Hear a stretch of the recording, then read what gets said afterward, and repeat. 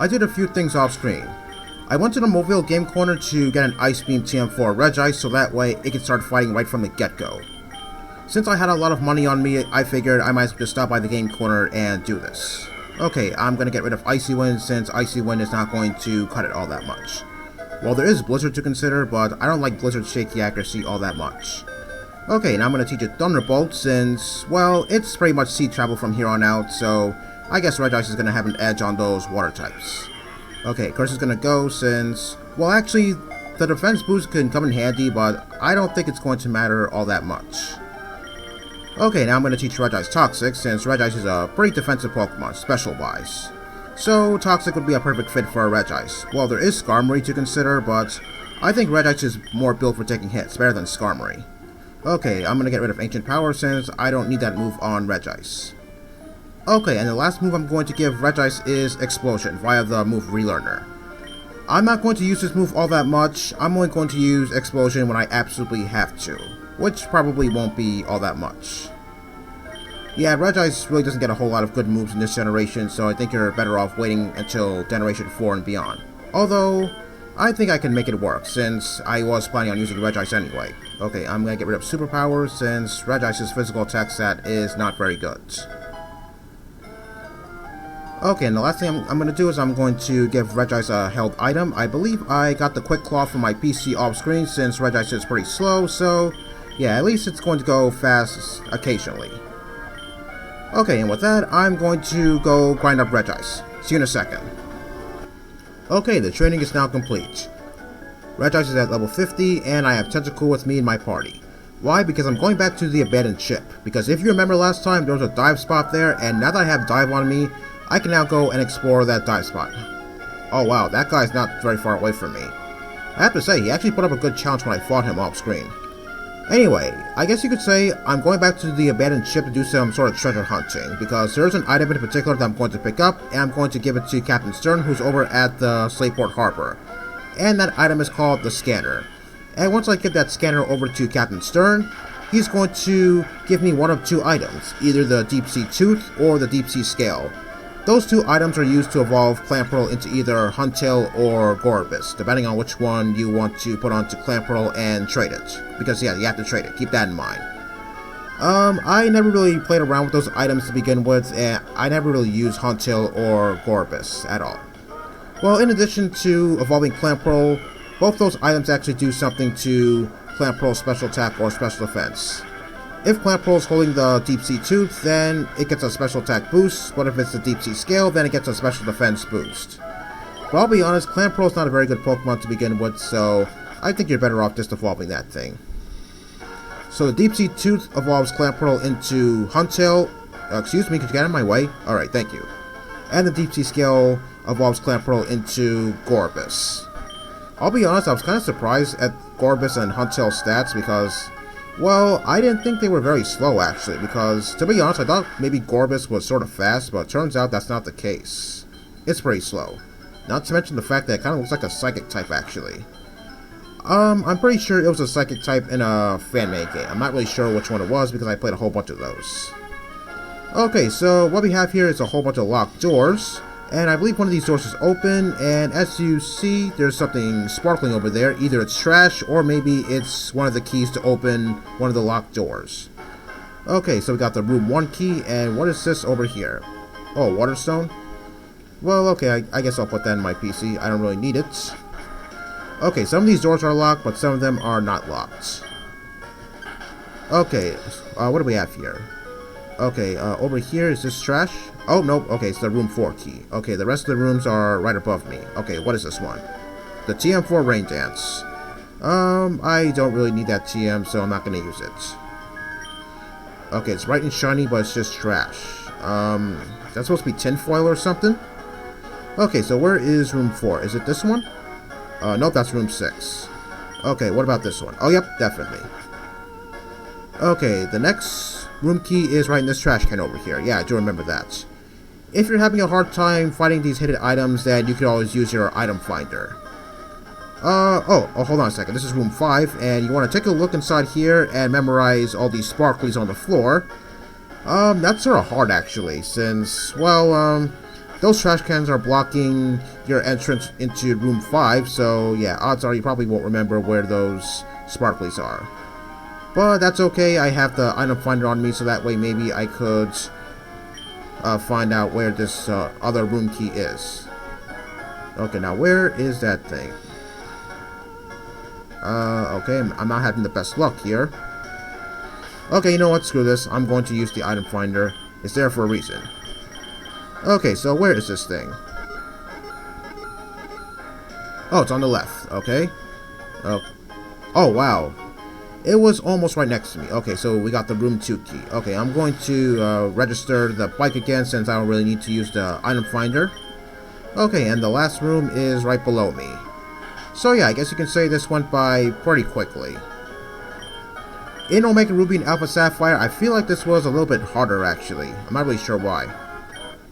Okay, and with that we have the scanner. So now, like I said, Captain Stern is over at the Slateport Harbor, so I'm going to go give this item to him.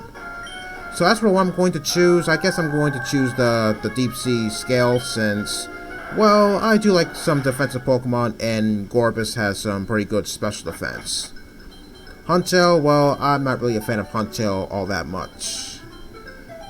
As a matter of fact, I'm not really a fan of Gorbis either, but I'm just going to choose the Deep Sea Scale because, yeah, I'm more of a defensive person.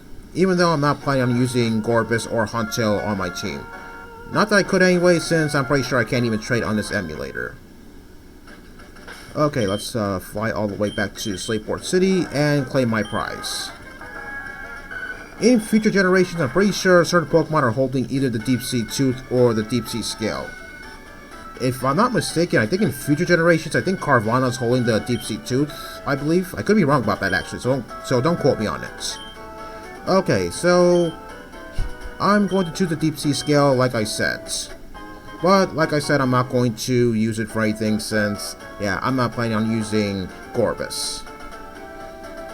Okay, I'm not really sure what he's going to use the scanner for. I don't think he's very specific as to what he's going to use it for. Okay, and since I'm close to the Trick House, I guess I'm going to go there now. But first, I'm going to get Ninetales back on my team since I don't really need Tentacool right now. Tentacool is going to come back later on since there's a whole bunch of dive spots in the entirety of the sea routes past Lilycove City. Yeah, I can't wait for that. You know what, now that I think about it, maybe I should deposit some items since, well, I don't plan on picking up any items inside of the Trick House, but yeah, there's that one prize that the Trick Master is going to give me, so I might as well make some room. Okay, I believe the next Trick House challenge is the same puzzle from the 4-Tree City Gym. And I'll be honest, I think in Emerald that puzzle is a little bit easier, since in Ruby and Sapphire it kind of feels like it was hard. Okay, now where is this guy? Okay, is he here? Nope. What about inside here? Is he here? Here? Oh, okay, there he is. Yeah, I do wonder how he sealed himself inside that cupboard. Well, whatever. Okay, like I said, the puzzle in Ruby and Sapphire, I feel like that puzzle is sort of hard. I'm not really sure if other people share that same kind of opinion, but yeah. I sort of had trouble with that one puzzle in Ruby and Sapphire. But here, I don't think it's any problem to me at all. Oh yes, I'm not really sure why, but the levels in here are not modified as they were in the previous Trick House challenges. I'm not really sure why that's the case. I think it's this way for the rest of the Trick House challenges, because the next one after this one is the trainers are going to have the same levels as they did back in Emerald. Okay, well at least the good news is I didn't have to raise Regis all the way up to like level 60 or something. Even though I'm probably going to have to do that since, well, it's gone to the point in the game where the trainers' Pokemon are going to be sort of tough, so I have to get Regis at a decent level. I have to have Regis at the same level as the rest of my team members, otherwise I don't think Regis is going to last very long in battle. I mean, its special defense can only help it for so long. Oh yes, I forgot to mention, I did teach my Sceptile Return. I forgot to do that after I caught Regis, so sorry about that. Yeah, I got rid of Pursuit because I don't think Pursuit is really cutting it anymore. Since I don't think Pursuit's going to do a whole lot to Rayquaza once I eventually encounter it. But even then, I'm not planning on using Pursuit on Rayquaza anyway to weaken it because I guess I'm going to use the Master Ball since, well, it's at level 70, so, well, actually, my Pokemon might be at that level once I eventually reach Rayquaza, but yeah, still, Rayquaza is a pretty tough Pokemon, and I don't want to get swept by that thing. So it's only fitting if I go with the Master Ball on Rayquaza. You know, I feel like that these people should have some much better Pokemon and sort of modified levels. Because looking at this thing, yeah, I definitely think that this guy could have a lot more Pokemon on his team than just that one Cacturn. Everything is spinning around, huh? I don't think so. I guess these rotating doors go a specific direction, but I'm pretty sure they don't go, like, all around. Okay, oh, hold on, I think I need to, move that door over there, to the bottom. Okay, there we go. Okay, for a second I actually thought I screwed it up, because, yeah, I did say that I had a little bit of trouble with this puzzle back in Ruby and Sapphire. But lucky for me, I didn't have to do this puzzle in Omega Ruby and Alpha Sapphire, even though I'm pretty sure the Trick House challenges were cut short for some reason. I'm not really sure why. Even though, well, to be honest, I did struggle with some of the Trick House challenges in Omega Ruby and Alpha Sapphire. Obviously, I struggled with those spinning floor tiles. Yeah, there's so many of them, so naturally, it's only fitting that I spend quite a bit of time inside of there. As for the other Trick House challenges in Omega Ruby and Alpha Sapphire, I think some of them were kind of easy. Such as the one involving Flash. Although, it's been a while since I last touched those games, so yeah, I guess maybe I remember that the Flash Trick House challenge was sort of easy on me. But obviously, the one from the beginning in Omega Ruby and Alpha Sapphire, that one was the easiest since, yeah, that one was the first one. Oh yeah, I took a look at Regis' special defense, and looks like I'm over 200 already. So yeah, Regis' special defense is pretty hefty. So yeah, I guess it's going to help me out in the long run. Especially since all the water moves in this game are special attacking moves. But I will admit one thing, I did kind of struggle raising Regis up a little bit since, well, I did occasionally rematch the same trainer over and over again, and naturally their Pokemon got tough since, well, yeah, you know how it is. Okay, what do we have to say about the Trick Master this time?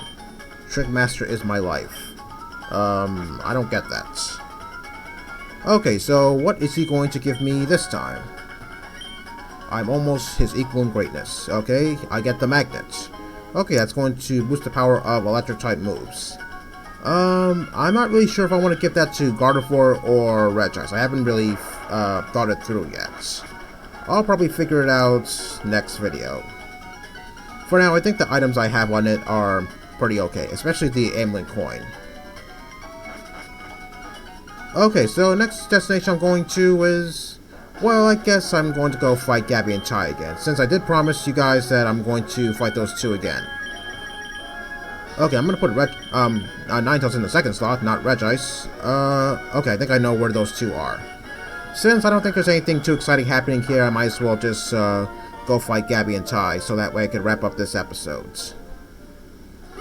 Yeah, I did say I'm going to fight those two again later on once I do some other things off screen. Okay, here they are. Because I did promise you guys I was going to show Gabby and Ty's full lineup evolution team. Do they have X-Blood already?